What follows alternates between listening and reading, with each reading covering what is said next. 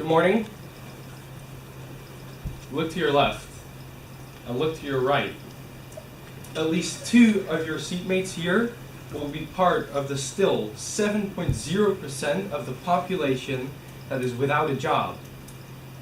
In this room, probably, most of you will go to some form of a follow-up study. HBO, university, doesn't matter. But did you know that in 2008, 3.2% of the MBO graduates were without a job?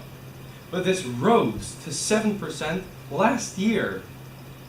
The unemployment rate under university graduates has risen from 4% to 7.9% over the same period, and 6.6% of the HBO graduates. The researchers blame the rising graduate unemployment on the economic crisis, which has made it harder for graduates to find a job and has reduced their career prospects. But the truth is that we are climbing out of this crisis. So one has got nothing to do with the other. And the truth is a hard one to swallow. The reason our hard-working graduates do not succeed in achieving a job, a stable job, is because there are people ready to steal it right under their noses, who are willing to work for a lot less. I am talking about immigrants.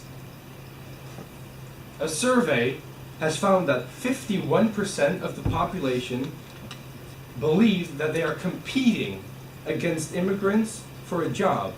Immigrants living in the country without work permits.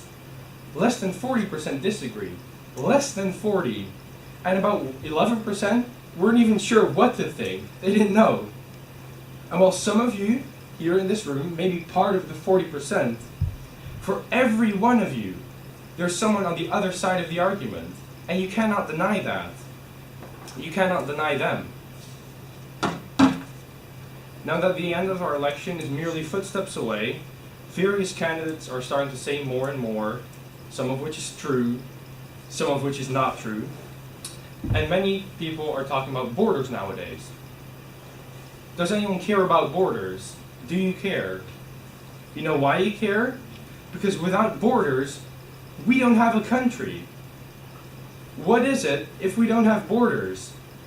They say it's not fair, it's not nice, you can't just move people around, it's not nice. But we have got to straighten out our country. It's just unbelievable. If you cross the North Korean border, and if you do it illegally, you get 12 years of hard labor. Well, I think you get more than that. I think that you'll probably just be killed, but we'll get to that. Because if you cross the Afghanistan border, you get shot.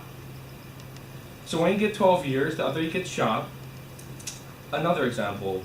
2 Americans were imprisoned for over 8 years after crossing the Iranian border. And another, you can see with the 4 American hostages, who they can't even get out. Even though they gave these people $150 billion. We have some great negotiators in our political system these days. So in Iran, you get 8 years. Then there's Canada. In Canada, you'll get a $5,000 fine. $5,000. The Canadians are always so nice, and I would choose them over anyone in this list. We shouldn't even have to mention that one. But then there's the United States border. Now remember that elsewhere you get shot, imprisoned, you destroy your life. But if you cross the United States border, you get a job. You get a driver's license. You get food stamps, a place to live. You get health care, housing, child benefits, and even some cases, education. You wonder why they are a debtor nation. You wonder why such a country is going to hell. Well, just look at that. And those are the real statistics. That is what happens. So if you want the truth, don't look to the media. Don't look to what they want you to think. Don't look to fake politicians or fake candidates. Look to us. Because we are here for the truth. And the truth is, we are here for you. and what is best for you. Politicians these days, they're all talk and no action. They don't even have a chance. They run and run, sometimes they win, sometimes they lose, but they keep on running. That's all they do, run. Most of them don't even know what they're doing, they just keep running. And I'll give you some examples of these typical politicians who are even trying to beat me. Well, they think they can beat me. Take for example Meerte. Meerte has good ideas, definitely, and she always sounds like Mrs. Goody Two-Shoes. But the truth is, it's all talk and no action. Because how are you planning on solving every problem we have ever faced? Problems that we have been facing for many, many years, all at once. It's crazy. You can't do that, and it's crazy to think that you can even do that. This here is all talk and no action. Or even a crazier example is probably Scott. His idea of solving every global problem is stuffing people's mouths full. He actually thinks they can win a war with potatoes. Well, if that's not crazy talk, then I don't know what is. And I don't know what you have been feeding yourself, Scott, but I check your pills more often. And talking about giving people pills, there's Colin. Because this year candidate is planning on feeding our children, our very own children, lies. He wants to program them into believing his own vision. Well, where I come from, when you try to brainwash children in any way, you will not be called a politician, but a creep. And that's the truth. And by the way, if there's anyone who is planning on destroying our youth, especially their ability in handling money and knowing what it is like to have a job and actually do that job, it's Lieke. Because her plan of raising the minimum age will do just that. It will leave no jobs left for teenagers. Think about it. Think about you. When you were a kid, did you have a job? Did you have money to spend? Did you learn what it was like to work and actually earn something? You, yourself. Well, great for you. But if Lieke comes out on top, it will all go away.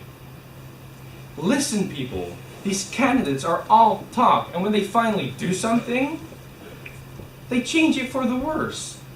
It's like they don't even try to do something good for the people anymore. They don't think. They just don't think. But there's one person who takes this to a whole different level. There's some autistic kid in the race who thinks that the best way of leading a country is not doing it. It's just not leading the country. Just not doing anything at all. And I'm sorry, but that's all I'm going to say about him. So yes, this may be our very last speech. And this is my last hope of trying to talk some sense into you. And I can hope what I want. But in the end, ultimately, you make the decision. You have the power in your hands to decide who wins this race, who will lead you to victory or great, great loss. And all I can do is try to tell you the truth. While many politicians are all talk, the NSP, is action.